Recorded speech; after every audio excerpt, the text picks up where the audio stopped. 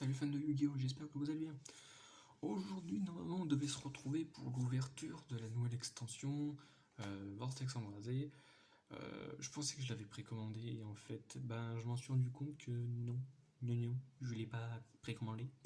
Voilà, donc je l'ai commandé aujourd'hui. Elle devrait normalement arriver avec Chronopost, je pense demain ou samedi. Donc la vidéo, ça sera samedi. Et pour vous faire patienter, je vais vous présenter mon petit deck Jinzo. Mais avant tout, j'ai quelque chose. J'ai une petite annonce à faire. Je vends la carte Odin Dieu des Hades.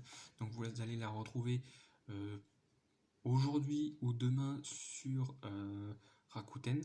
Donc je sais pas encore combien je la vends. Je vais regarder un peu sur internet, sur certains sites, combien ils la vendent en Ghost. C'est vrai qu'elle est magnifique. Elle est vraiment magnifique. Mais j'en ai déjà un dans mon deck. Une ultimate dans mon deck mythologique que je suis en train de construire et une carte commune de Odin dans ma collection. Voilà, j'ai pas besoin de Odin Dieu des Hades, même si en Ghost, même si elle est jolie, j'avoue, mais j'ai besoin de vendre. J'ai besoin de vendre, j'ai besoin un peu de me faire d'argent. Hein, je dis pas, voilà, je dis pas le contraire. J'ai besoin de me faire un peu d'argent pour pouvoir m'acheter quelques cartes et pour pouvoir aussi vous faire du contenu. Je vous mets en lien en bas de la vidéo, dans la description, le lien de ma boutique sur Rakuten et aussi le lien de la vidéo sur le deck de Marek, rétro de Marek, que j'ai fait hier, que j'ai publié hier, où je vous explique un peu voilà, ce qu'il en est de ma chaîne, ce que je vais faire, et aussi le fait que je veux me faire monétiser ma chaîne. Donc je compte sur vous pour votre soutien, vos abonnements, vos vues. Ça m'aiderait vachement, sincèrement. Alors c'est pas pour vivre de YouTube, non. Je le dis sincèrement, hein, c'est pas pour vivre de YouTube parce que je veux travailler à côté, je veux avoir un taf qui me rapporte quand même, mais pas pour vivre de YouTube. YouTube, ça sera un petit supplément justement en fait pour pouvoir acheter d'autres cartes Yu-Gi-Oh, vous faire des vidéos, vous faire gagner aussi des cartes plutôt des boosters, des decks ou même des displays. Alors les displays, ça sera pas, on va dire, ça sera peut-être 1 à 2 fois par an, et encore, je pense 1 fois par an. Après, ça dépendra aussi de ce que je vais toucher. Voilà, ça dépendra de ce que je vais toucher. Et puis, il y aura autre chose. Il y aura peut-être des pochettes japonaises, des sleeves japonaises à acheter, à gagner plutôt, et beaucoup d'autres choses. Donc voilà, donc si ça vous intéresse vraiment d'avoir quelqu'un qui peut vous offrir des cadeaux gratuitement, alors que peut-être vous n'avez pas les moyens. Il y en a qui n'ont pas les moyens, il y en a qui ont les moyens. Donc si ça vous dit, eh ben, abonnez-vous à ma chaîne, soutenez-moi. Je ne compte pas d'ouvrir de, voilà, pour faire des dons. Ça m'intéresse pas. Je veux pas que vous utilisez votre argent pour m'aider. Non, c'est simplement me soutenir gratuitement et vous recevrez, si j'arrive à faire monétiser ma chaîne, si j'arrive à atteindre les 1000 abonnés et les heures de vue nécessaires, voire même plus, si j'ai plus, je gagnerai peut-être plus, etc. Plus j'ai d'abonnés, plus j'ai d'heures de vue, plus je gagnerai plus et plus je pourrai vous offrir certains cadeaux. Donc voilà, donc j'espère que cette petite annonce vous plaira. Donc voilà, je vous envoie directement voir mon deck rétro Marek pour un peu plus d'explications. Mais là, j'ai fait en grosso modo, voilà, grosso modo, c'est ce que je veux faire pour ma chaîne. Donc ça serait super bien que vous me suiviez. Je compte certainement ouvrir une chaîne Twitch ou une chaîne Twitter, plutôt plus une chaîne Twitter, comme ça, quand je commencerai à vous faire gagner des cadeaux, vous pourrez participer en mettant que je participe sur YouTube ou sur Twitter. Mais pour le moment, ce n'est pas le cas. On verra avec le temps si vous êtes intéressé ou pas. Sincèrement, ça pourrait m'aider. Sincèrement, ça pourrait vraiment, mais vraiment m'aider. et je vous remercierai avec des cadeaux. Alors ça sera pas tous les mois, hein. Quoique si, ça pourrait être tous les mois. En fait, je peux très bien vous faire gagner tous les mois. Et en fait, ça dépendra. Une fois, si voilà, ça dépendra en fait du lot qu'il y aura. Si c'est par exemple 5 boosters, bah, je prendrai 5 gagnants pour un booster. Ou si c'est 4 boosters, je prendrai 2 gagnants pour 2 boosters. Si c'est un deck, je prendrai un seul gagnant. Si c'est un display, je prendrai aussi un seul gagnant. Si c'est un deck plus 2 boosters ou 3 boosters, bah, je prendrai 4 gagnants. Et voilà. Alors après, peut-être il y aurait dans ce genre de situation où il y a le deck plus les trois comment les trois autres gagnants pour les trois boosters, je veux dire, plus le deck. Quand je vais sélectionner les 4 gagnants, ça sera surtout par rapport à une question que je poserai en description, que ce soit sur l'univers du Yu-Gi-Oh! Ou peut-être autre univers comme Dragon Ball Z, qui est un univers que j'apprécie, que j'aime beaucoup, que je connaissais un peu, mais sans voir l'anime en fait. Je connaissais grâce aux jeux vidéo. Voilà, des petites questions comme ça, vous faire participer et pourquoi pas gagner des bons lots. Donc voilà, si ça vous intéresse vraiment, soutenez-moi, abonnez-vous à ma chaîne, s'il vous plaît. Faites-moi ce plaisir, ça m'aiderait vachement. Bref de bavardage, on va s'attaquer au petit deck de Jinzo. Alors, dans mon deck Jinzo, je vais mettre 3 Bounder psychiques. Alors, Bounder psychique, lui, ce qui va nous permettre, c'est quand il est invoqué normalement ou spécialement, on va pouvoir ajouter soit une carte magique piège qui liste spécifiquement Jinzo ou Jinzo. Et quand un monstre qu'on contrôle est attaqué, et ben avant le calcul des dommages, on va pouvoir détruire le monstre attaquant et cette carte. Nous avons 3 injecteurs Jinzo qui, lui, va nous permettre, en gros, qu'elle devienne Jinzo quand elle est sur le terrain ou dans le cimetière. On va la sacrifier pour ajouter un monstre Jinzo depuis notre deck. Et on va ensuite révéler toutes les cartes adverses. Si les cartes adverses sont des cartes des cartes de piège, on va pouvoir les détruire.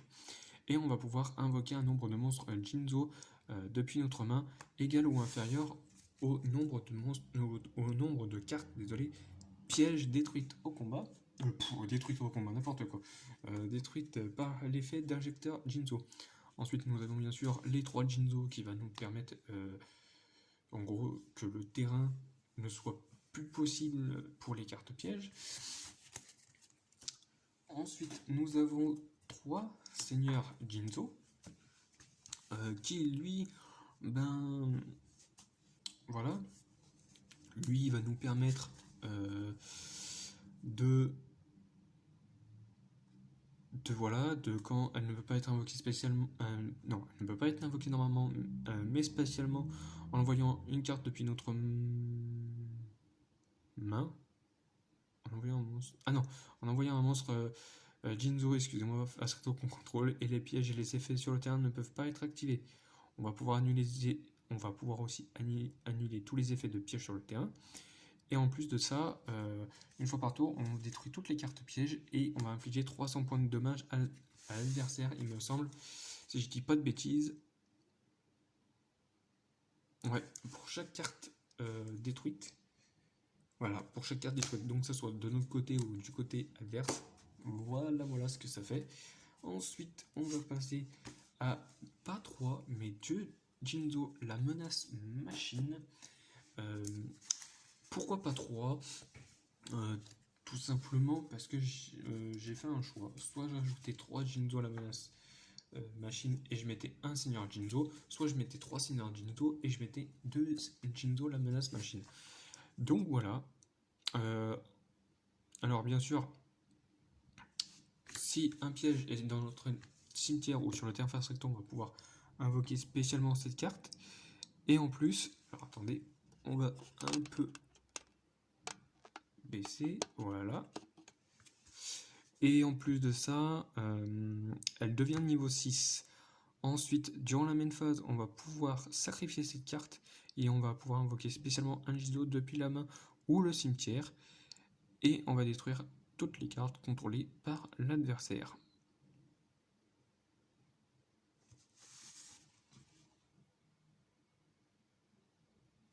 Ouais. Et si bien sûr une carte est posée, on va la révéler. Si une carte piège, bah, elle est détruite. Nous avons 2 méga cyber psychiques. Alors lui, c'est quand on a une carte magique et piège sur le terrain, on va pouvoir l'invoquer spécialement. Et en plus de ça, une fois par tour, on va... Alors attendez.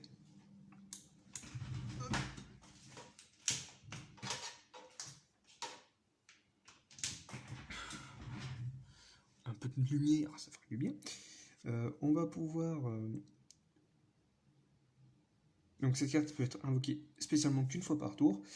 Et en plus, quand cette carte va déclarer une attaque, voilà, sur un monstre effet de l'adversaire, on va pouvoir sacrifier cette carte et on va pouvoir placer le monstre en face recto dans la zone magique et piège comme une piège continue. Donc c'est pas mal parce que en gros, si on fait ça, on va pouvoir invoquer spécialement Jinzo, la menace fantôme.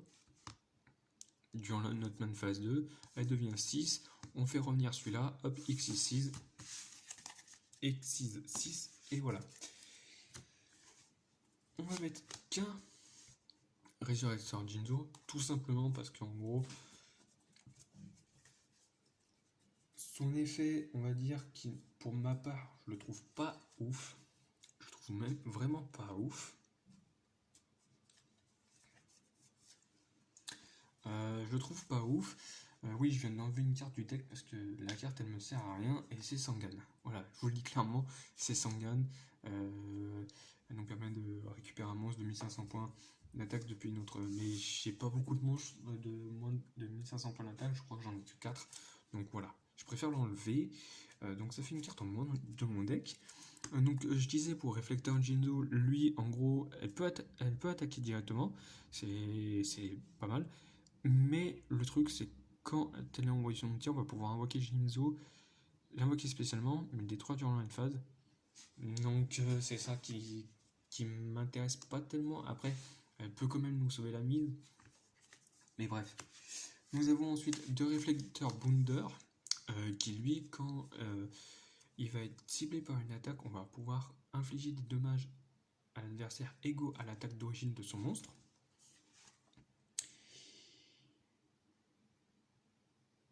Et on va pouvoir aussi détruire la carte.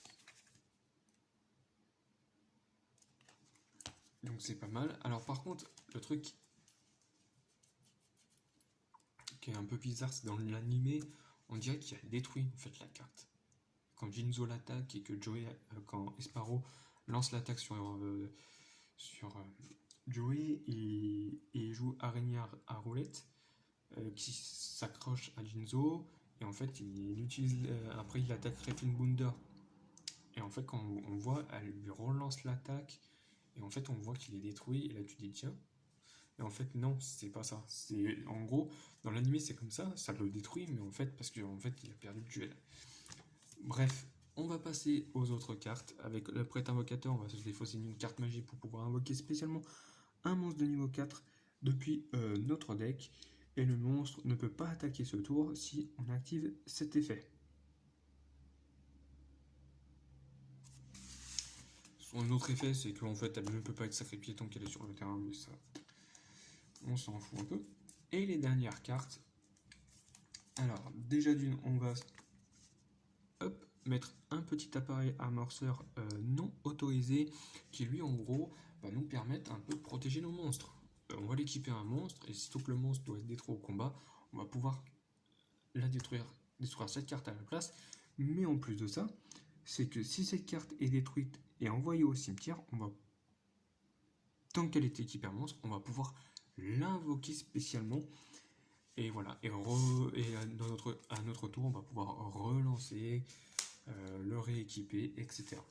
Et ensuite, les 3 monstres, c'est Chasse-Neige, Grande Vitesse, Terricrane, Train de Fer Lourd, ainsi que Chevalier Noir, X-Knight, Chevalier Noir, Chevalier Knight Express. Chevalier Knight Express peut être invoqué normalement sur le terrain, mais son attaque devient 0.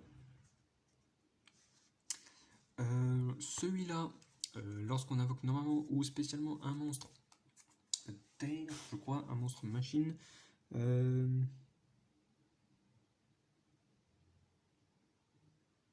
ouais, un monstre machine terre, on va pouvoir l'invoquer spécialement, mais son attaque et sa défense sont divisées par 2. On va pouvoir aussi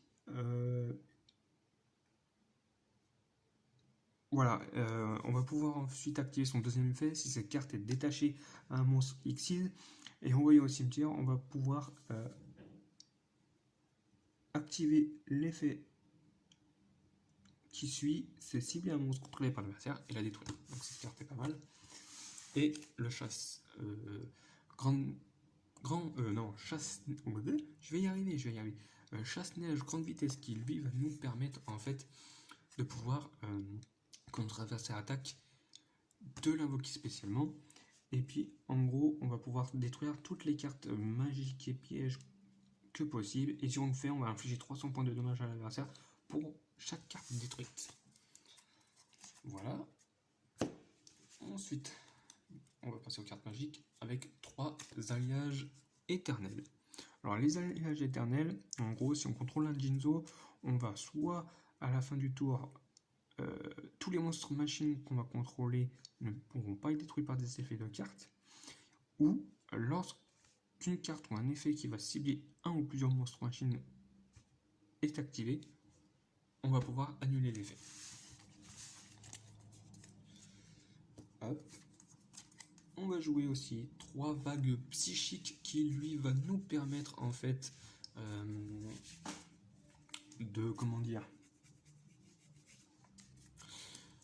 il va nous permettre en fait d'envoyer déjà un monstre.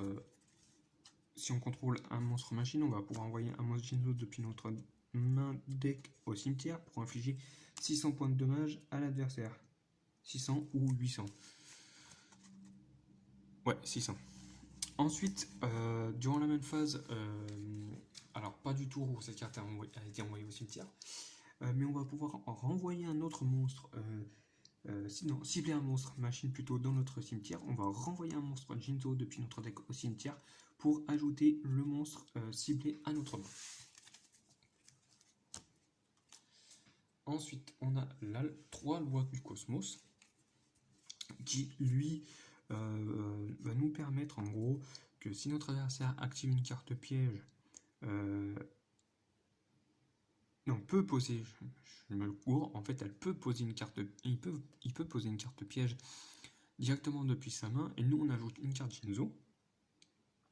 On va plus, non, c'est l'autre effet. On va pouvoir invoquer spécialement un monstre Jinzo et si il ne le fait pas, là par contre on va ajouter un monstre Jinzo. J'ai confondu un peu les deux effets. Ensuite, nous avons 3 chocs cyber énergiques cyber qui, elles, en gros, si on contrôle un Jinzo, on va s'oublier une carte sur le terrain, la détruire. Ensuite, si c'était un piège, on va pouvoir activer un de ces deux effets, soit à la fin du tour, on annule les effets d'une carte face recto sur le terrain, ou tous les Jinzo qu'on contrôle vont gagner 800 points d'attaque. On met 2 communications avec le cosmos qui lui va nous permettre en gros d'envoyer un monstre qu'on contrôle dont le propriétaire est notre adversaire pour pouvoir ensuite invoquer spécialement un monstre machine depuis notre main ou cimetière. Lorsque notre adversaire va piocher une carte pour sa pioche normale, on va pouvoir déclarer un type de magie piège si on contrôle Jinzo bien sûr, et en gros l'adversaire va nous révéler la carte qu'il a pioché. Si c'est le type de carte qu'on a lancé, donc monstre magique ou piège, et ben il va envoyer cette carte au cimetière. Et si on le fait, on va pouvoir piocher une carte.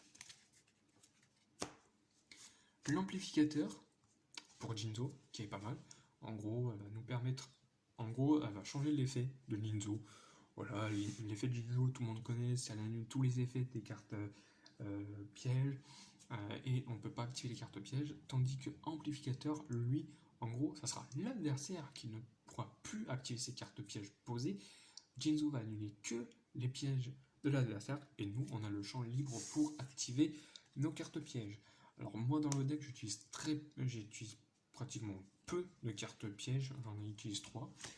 Mais avant, on va continuer avec 2 contrôles mental qui va nous permettre de récupérer un monstre de l'adversaire, mais ce monstre ne pourra ni attaquer ni être sacrifié.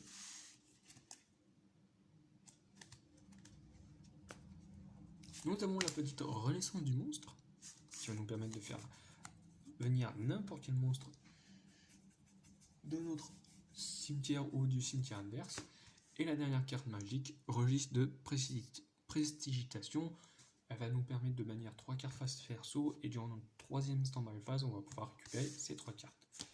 Et ensuite, concernant les cartes pièges, nous avons simplement que 2 ondes de choc psychique qui, lui, quand notre adversaire va activer une carte piège, on va pouvoir défausser une magie coup piège pour pouvoir invoquer spécialement un monstre ténèbres machine de niveau 6 depuis notre deck. Et ensuite, tir de barrage qui, lui, en gros, une fois par tour, on va pouvoir détacher un nombre de matériel de notre choix sur un monstre X6 qu'on contrôle, puis on va pouvoir on va pouvoir on va pouvoir cibler autant de cartes et les détruire.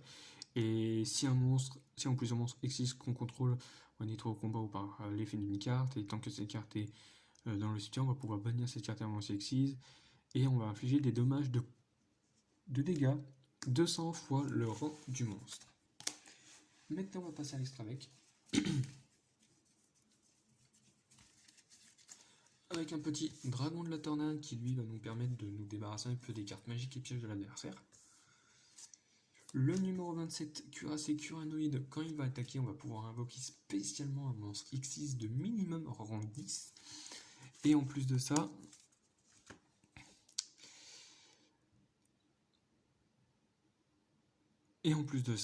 lorsque cette carte va être détruite au combat, on va pouvoir détacher un matériel X6 à la place. Vous avez vu, je mets qu'un seul, pour le moment, je mets qu'un seul Jinzo superposé. Voilà, on va pouvoir détacher cette carte, détacher un matériel de ces cartes pour cibler un monstre face recto contrôlé par l'adversaire. On va en prendre le contrôle.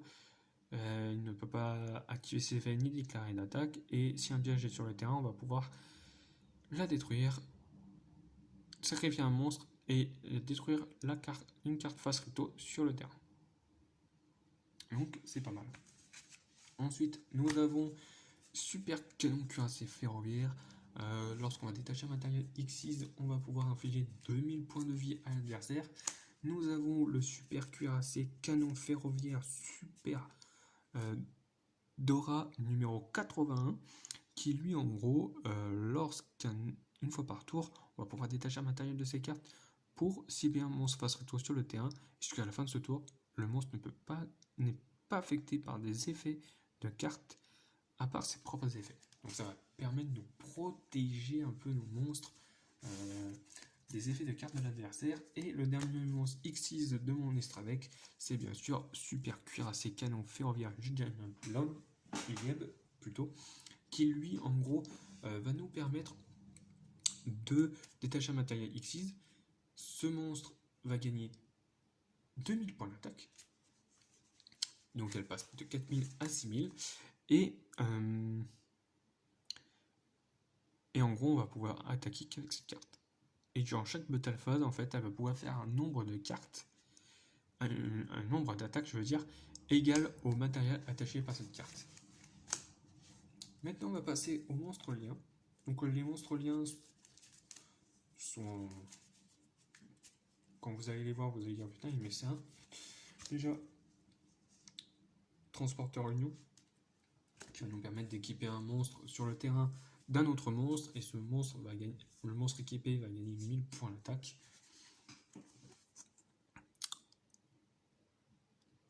Voilà.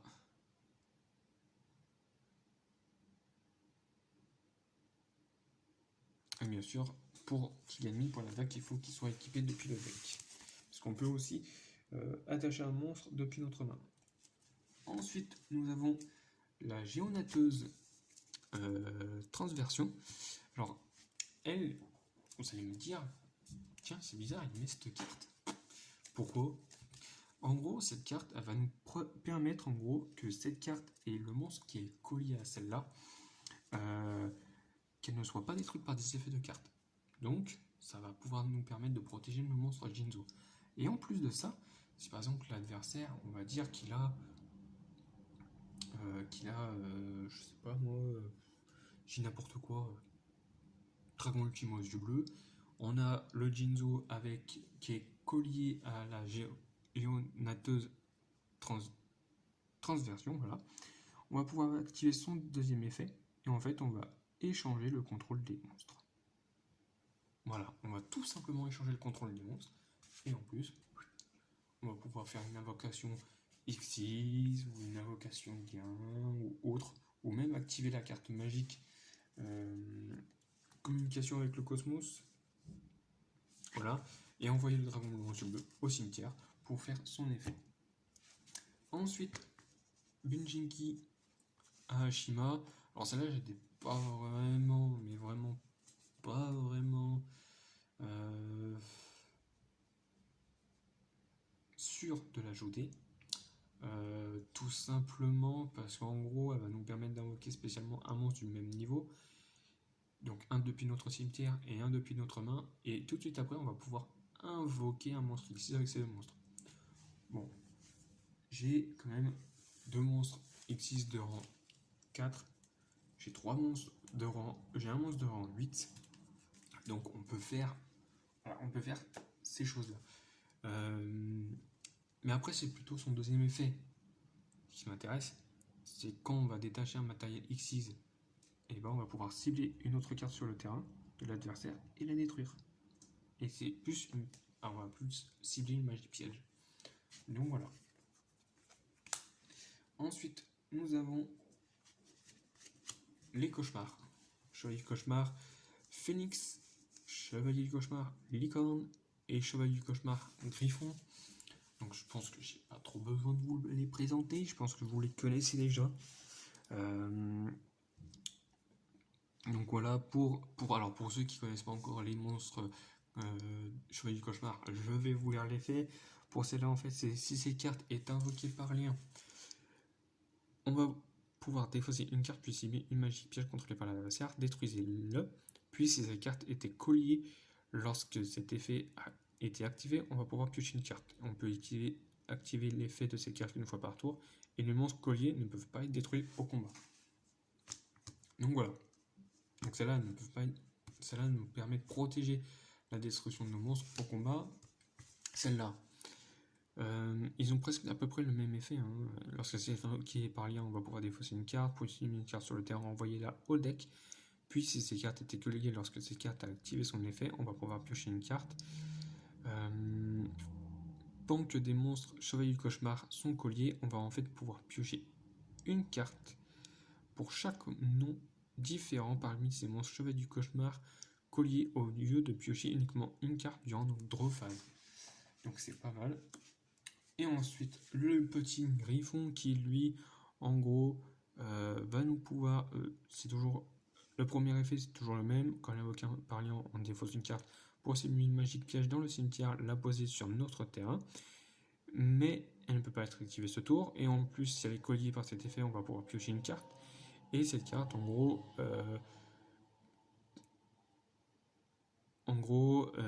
voilà, tous les monstres invoqués spécialement sur le terrain ne peuvent pas activer leurs effets, sauf s'ils sont liés. Voilà. Et pour terminer avec les monstres Xyz, j'ai deux monstres à vous présenter. Donc Abomination désenchaînée qui lui est grave pété. Elle va faire que détruire des cartes sur le terrain. Durant la phase, on va détruire une carte sur le terrain. Si elle détruit un monstre au combat, on va détruire une carte sur le terrain. Et si un ou plusieurs cartes sur le terrain sont détruites par l'effet de la carte, on va pouvoir choisir une carte sur le terrain et la détruire. Et ensuite, nous avons Avramax, mec chevalier Croisédia, qui elle va nous permettre, tant que ces cartes invoquées par lien et sur le terrain, votre adversaire ne peut pas cibler cette carte avec les effets de carte, et aussi ces monstres ne peuvent pas être ciblés, ne peut pas cibler de monstre avec une attaque. Une fois par tour, durant le calcul des dommages, si cette carte combat un monstre invoqué spécialement, une fois par combat, non. Durant le calcul des dommages uniquement, excusez-moi, vous pouvez faire gagner à cette carte une attaque égale à l'attaque du monstre. Et si ces cartes invoquées par lien que vous contrôlez est envoyée au cimetière par une carte de l'adversaire, on va pouvoir mélanger une carte sur le terrain dans le deck. Donc voilà, c'est tout ce qu'il y avait pour mon deck Jinzo. Je risque de changer peut-être l'extra deck et mettre 2 Jinzo superposés, voire peut-être 3. Ça, on y verra. Et puis nous on va se retrouver samedi pour ou vendredi pour l'ouverture de Vortex Embrasé. Et aussi lundi j'ai envie de vous présenter un autre deck rétro. Donc en commentaire en bas de la vidéo je mettrai deck de Yugi ou le deck de Kaiba. À vous de sélectionner quel deck vous voulez voir. Celui qui a le plus de gemmes, vous avez un, je vais le faire. Si je vois qu'il n'y a aucun gemme d'ici dimanche soir, je choisirai moi-même le deck.